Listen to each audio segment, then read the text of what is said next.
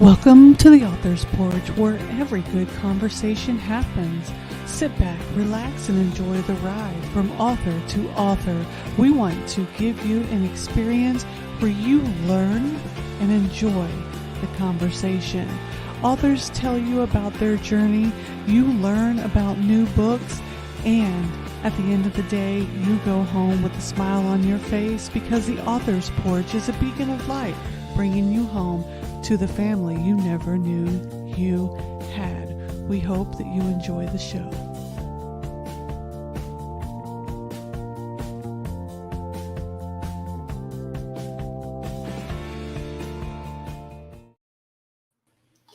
Hey everybody, welcome to the Author's Porch, where every great conversation happens. And it happens because we trusted Brendan and Fonzie at Master Talk to show us the power of effective communication. We also make sure we have a great cup of coffee from Third Day Coffee Seguin, a Christ-centered, veteran-owned coffee company. Today on the show, we have John Krotec. Did I say that correct? I forgot to ask you before I even started. No, you've got this wired. No, that's Sweet. perfect. That's perfect. Thanks. How are you doing tonight, John? I'm doing great. I love that, sit back, relax, enjoy the ride, because I think I've been doing that most of my life. And sometimes it's got me in trouble and sometimes it's gotten me ahead. So it's all good. But thanks for being here, for having me here. And, I'm blessed to be here. Yeah, I'm blessed to have you. And it's funny because you said I'm blessed to have you. No, for being here, because John, you have your own shows and your own podcast. So it's kind of like whenever you're on someone else's show, it's one of those things you're like, well, you're kind of wondering, are you in the sea? Are you not in the sea? So I definitely know that feeling when I'm on someone else's show. I'm like, oh, I'm on the show. I'm not the host this time. So it's but that's cool but you're right, because it's great to take a break every now and then and get to tell our own story. So without a platform like this, we can't do that. And I'm blessed, like I say, to have you give me the opportunity to share my story for once. Yeah, and guys, I'm going to give you a little bit of information about John. For those that don't know him, I've had the opportunity to know more about John and research, and I've been in different circles where his name's been brought up a plethora amount of times. So John Krotec is an entrepreneur, speaker, writer, and Army veteran who in 2012 survived a traumatic brain injury that caused him to cope with the trauma that he experienced at a young age. John went on to endure months of traditional therapy before developing his own healing system by using creative pursuits to cope with the trauma. And then he now is involved in numerous endeavors, including Green Zone Hero and his Straight Outta Compton podcast show, to name a few. John, thanks for being here. And he also wrote a book called Fractals, which is his healing journey through the things that he went through, how he helped himself cope with this journey. And it's an amazing opportunity to have you here to talk about the things throughout your life and how you dealt with that, as well as being super successful and going through those parts where you talk about how you hit rock bottom, but yet you're able to pull yourself back up. So thank you for sharing that. A lot of people try to hide those parts. They try to say, oh no, I'm uber successful. I never have those bumps in the road. I'm perfect. But you wanted to share that and let people know, look, we're human. Absolutely. Thank you for that intro. It makes me feel like a champ. I'm a big Beatles fan, and like everybody, it's a long and winding road to get to where we're at. Just when we think we've got everything battened down and we've got all the answers, life has a tendency to throw things at us that we have to either pay attention to and confront and get over it, or we just retreat. And it's about writing, right? I started writing poetry and short stories back in the 5th and 6th grade. And I can remember sitting in front of class, during recess as the storyteller, right? all the kids wanted to hear John. And a lot of those stories came out of a childhood assault that had taken place between the summer of the third and fourth grade. And we talk about not letting things out. Well, I kept that hidden for over 40 years. Wow. And you mentioned an accident. So I did everything right. You know, I went to college. I was very fortunate to get a degree. I was in corporate America for a while.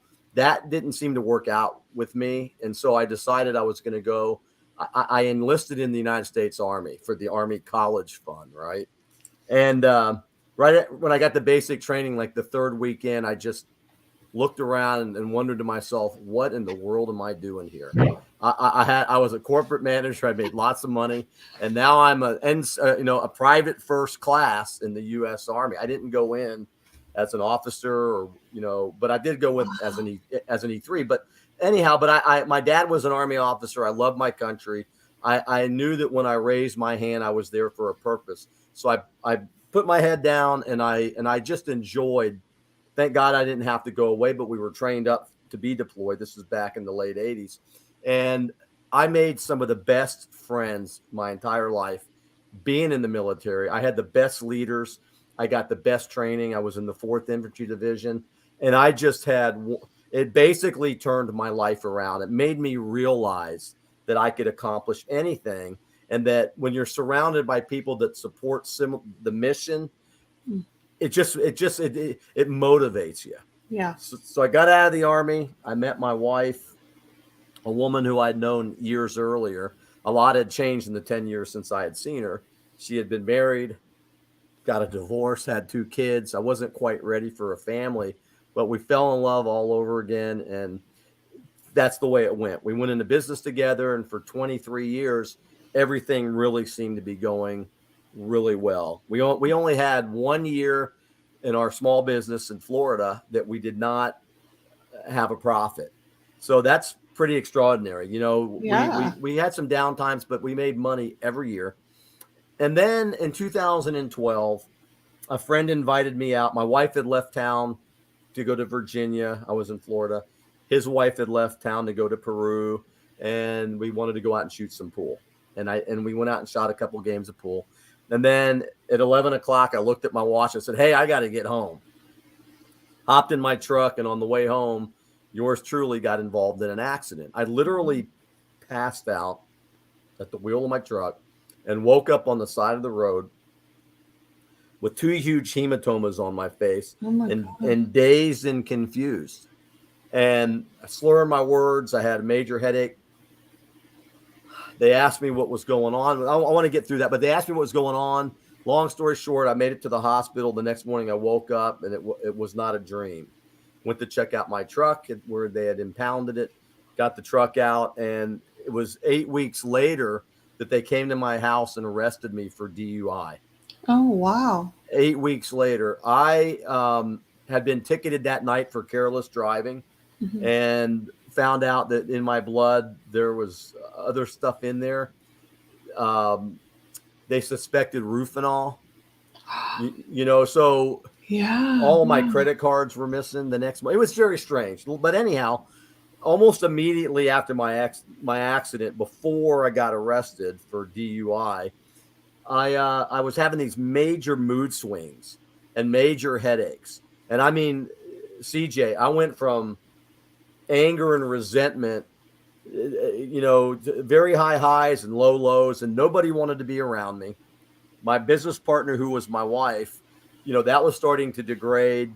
And within very short time, it forced the sale of my small business. My wife did not want to renew the lease. And I was just in a bad place. I mean, I was an insomniac. I had left the bedroom and sleeping in a different room, and I was just out of control. Wow. Short time after that, I found myself involved in a divorce right before Christmas of 2015. So within 2 years, I had gone from business owner, doing real well, making money, to basically a non-business owner and an emotional wreck. And then the universe intervened. Now, let me tell you, I couldn't talk like this back then. I could barely put 3 sentences together because of the cognitive impairment that I didn't know I had at the time. Okay. I didn't realize. I knew I had a concussion, but I didn't realize what a traumatic brain injury was really all about. So, universe intervenes. Unfortunately, my mother-in-law got hurt. She slipped and fell, had some injuries, and my wife had to leave the state of Florida to go to Virginia to be a caretaker. So here I am, sitting at home in November, feeling sorry for myself and looking at myself and saying, I don't want to start all over. My wife's mom is hurt. Maybe this isn't the time to do this. I don't think I want to get a divorce, right? Well, it's not really my decision, okay? It was me that wanted it. So I drove Yeah. all the way to Virginia the night before Christmas. I showed up at her family home the morning of Christmas, and I knock on the door, and she's kind of looking at me, and you could tell she was not comfortable with me being there. I had been such an a-hole Yeah. that she was scared of me. And Oh, so I had never done anything physical or any of that, but I mean, I was probably emotionally and verbally abusive, and it was not good. she was So in, yeah. I was there for a very short period of time. She said, "You can't help me here. You need to just go home. That's how you can help me." And so I hopped back in my truck. I drove all the way from the Richmond area in Virginia back to Jacksonville, Christmas Day, 2015. Tried to get to sleep that night in the Holiday Inn Express there in Jacksonville. Didn't get a wink of sleep. Was up all night pacing. Lights were on. The next morning, I went to the commissary, the mess hall at the hotel. The only person that was working there was one person and me. And that's it. So I wasn't feeling real good. I was feeling really, really weird. Yeah. Like I didn't want to be here anymore. And so I got in my vehicle. I had another 4.5 hours drive, and I was contemplating ways to just end my life. Should I drive across the median? Should I just go home and shoot I was thinking of ways to off myself. Mm. Literally, I'm not kidding you.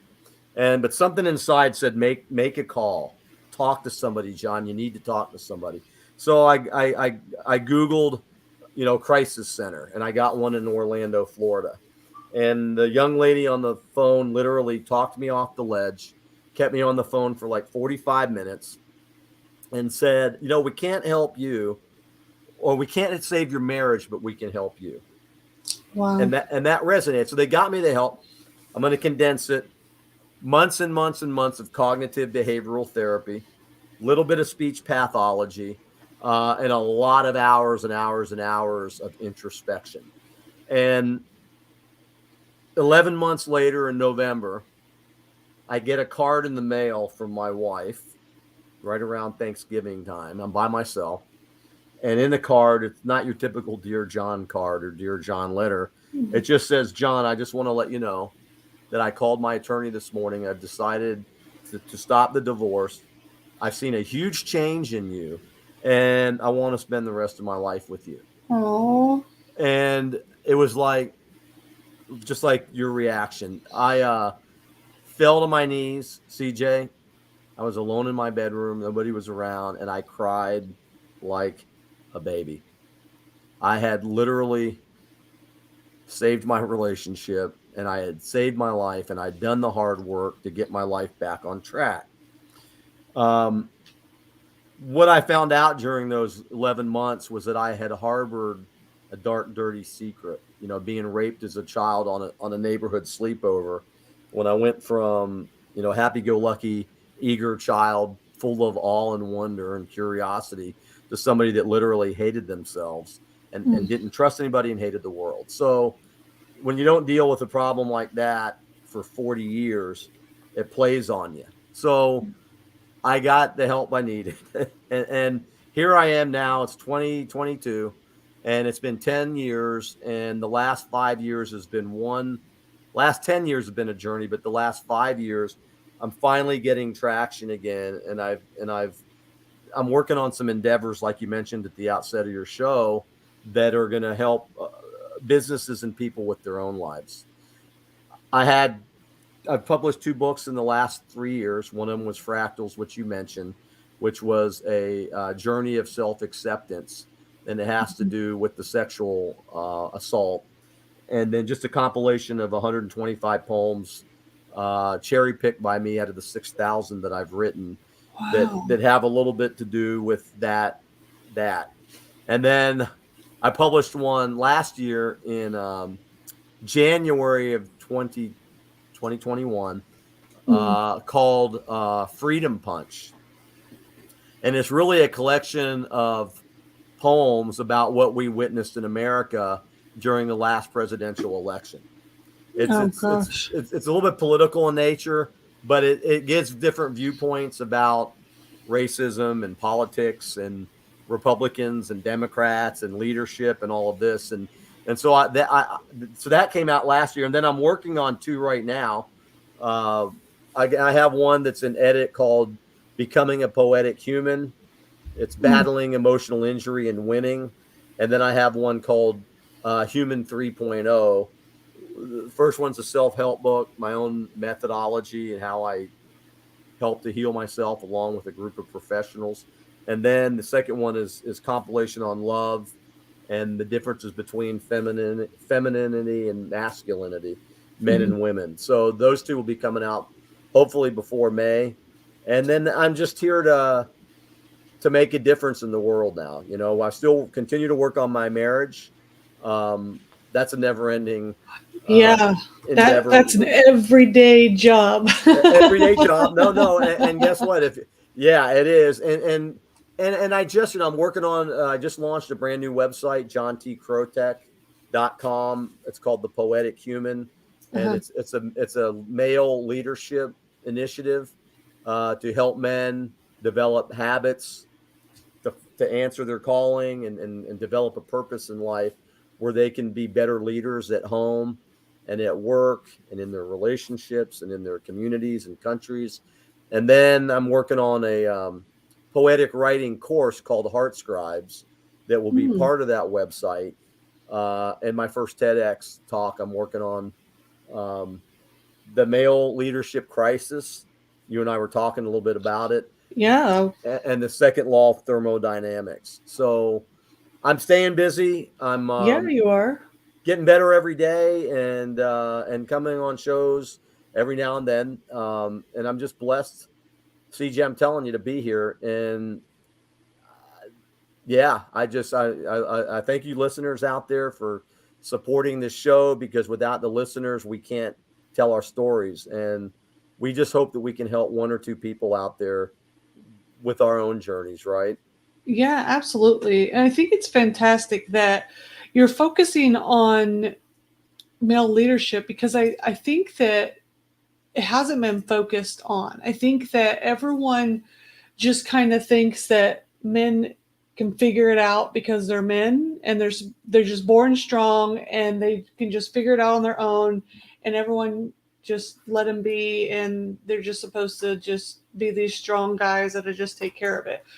But who teaches them, right? It's supposed to be their fathers or their uncles, and who's their role models? Who's teaching them leadership, then the effective leadership, the right type of leadership, and how to embrace things within their lives when they have things like what happened to you happen to them, and how to deal with it, cope with it, and become what you became. Just once you were able to cope with it, deal with it, it just doesn't happen. There's just not that in the world.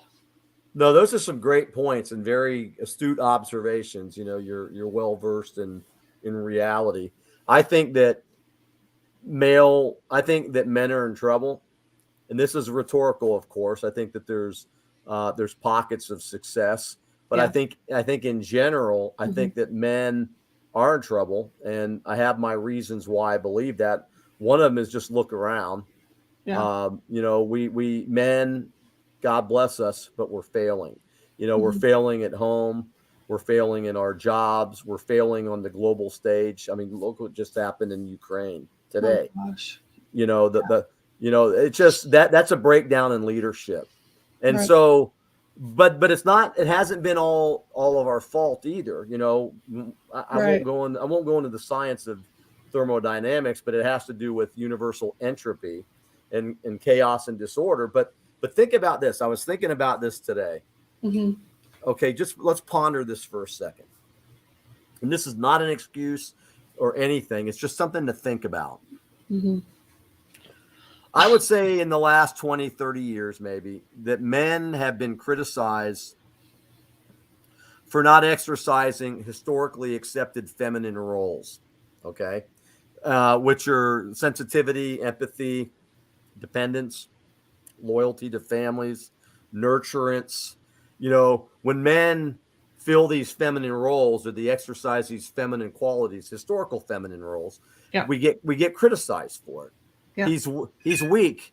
He's weak. You know, he's nurturing and he's empathetic. That's not how men are supposed to be, right? But even more so lately, men are criticized for practicing historically accepted masculine roles like being authoritative, being physical, being ambitious, self assured, decisive.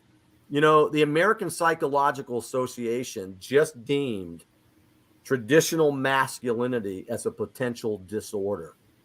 Can No. you? Oh, yeah. The new standards. So, how does that, when you say that masculinity, you know, how, you know, if we follow this line of reasoning, it seems like there's nothing positive about being a man. Right. And psychologically, that emasculates us. We're, you know, my Yeah. gosh, if we're creative or this or that, we're going to get criticized, and if we're authoritative, we're going to get criticized. But think about that. You know, it doesn't make any sense as a man. You know, males that comprise a huge portion of the global population to be thinking like that. And if masculinity is a disease, what are we going to do? Eliminate it? It Well, just, they're all, it's rhetorical. You know, it's something to yeah. think about. And so I think men in the last 20, 30 years have been systematically emasculated. And a Mm-hmm. lot of guys don't know which end is up. Right.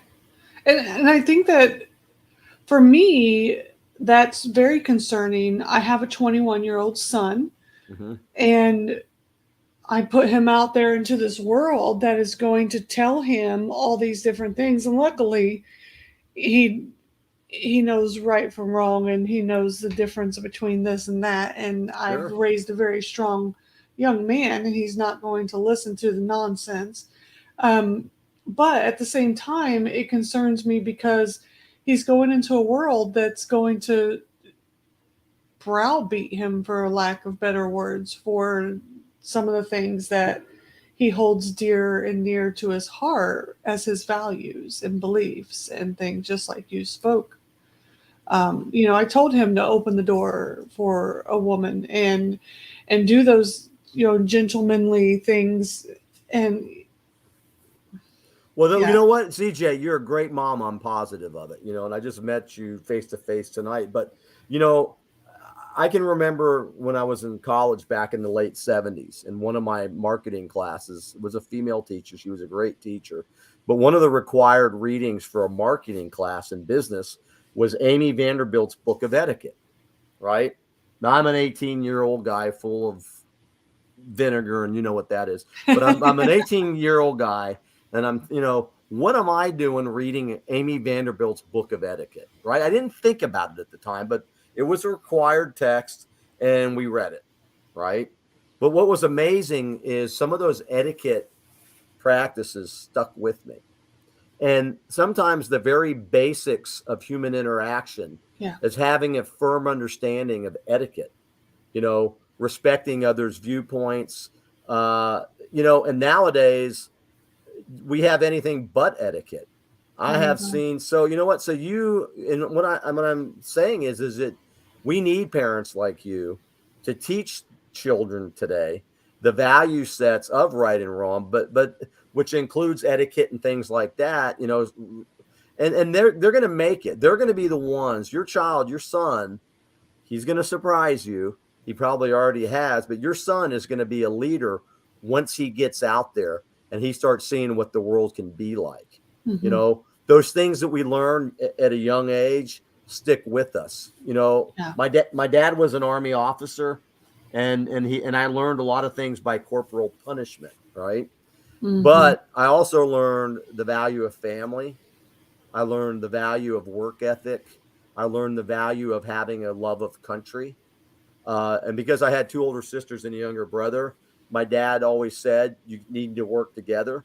So I knew how to work with girls and how to, work with my brother. So I learned the value of teamwork and a lot of these things that we don't see a lot nowadays Yeah. can start in the home. And I'm confident your boy will be just fine. I know mom's always worried, mama bear and all this, but he'll be fine. If he's got the foundation and core value sets, he's going to be just fine. Yeah, he's a good kid. He's graduating in May from college. I'm proud of him, and he's already getting offers for internships to master's programs, and he's going to work in the university world. So I'm proud Awesome. of him. It's concerning because this is the world we're leaving our children to, in general. Because I have a younger child as well, and my younger child, they're in a sophomore in college, and you always think about these things. What are we teaching the generations to come if we're not paying attention to the things around us constantly? And I agree with you, is we're setting up people for failure if we don't address the issue. So I think that it's wonderful that you're addressing the issue, that you're finding a way to have a leadership for men. I think that there's a space that isn't being filled, and you're creating that space. Well, thank you for that. And kids, you're a mom and they're all different and they're going to surprise us with good stuff sometimes. And there's going to be some stuff that maybe is not so good at times. And, but as parents and responsible parents, we just hang in there. Me as a parent, I came from the stepfather side. I didn't have any children of my own. Mm-hmm. And so the issues that we had in our household of loyalty, especially, it was always easier at the dad's house than it was in our house, Mm, and we dealt with those issues of loyalty. But they're both good kids, and yeah, they've had their trials and tribulations like all kids do. But we're proud of them. yeah. So I want to ask you the question. You before your accident, you were going along, and you were successful, and you were having great. You and your wife had a great relationship. You were successful in your business, and then the accident and everything was going downhill. Do you think, because you had a different business model before the accident than what you have now, do you think your life would have been as fulfilled as it was? Obviously, you have your wife, and you're extremely grateful for that, and I know that fulfillment is still there. God bless that. But would your life what would your life have looked like if you would not have had that accident? Had you just stayed along that continued path that would have been here versus it went like this?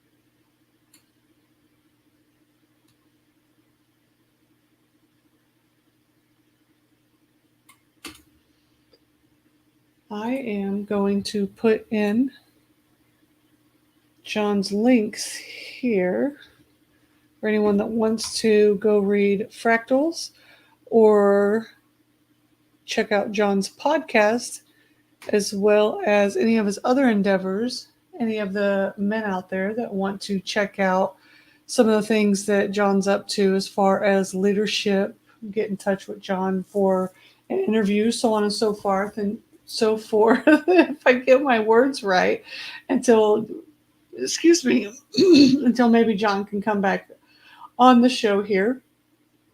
I'm going to do a quick change course and put on our what's it called? Our intro video, like I usually do, to see if maybe we'll see John coming back in the studio. So I'm going to go ahead and put on our intro video and wait for John to come back. We'll see you guys in a minute. Welcome to the Author's Porch, where every good conversation happens. Sit back, relax, and enjoy the ride from author to author. We want to give you an experience where you learn and enjoy the conversation. Authors tell you about their journey, you learn about new books, and at the end of the day, you go home with a smile on your face because the Author's Porch is a beacon of light, bringing you home to the family you never knew you had. We hope that you enjoy the show.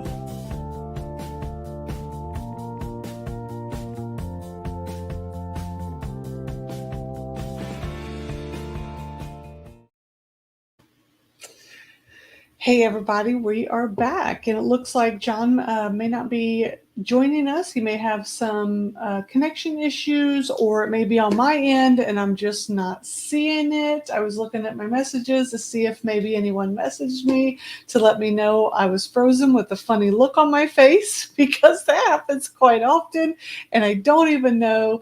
But what we will do is we will go ahead and end it here. And I will talk with John, and we will get the rest of the interview recorded.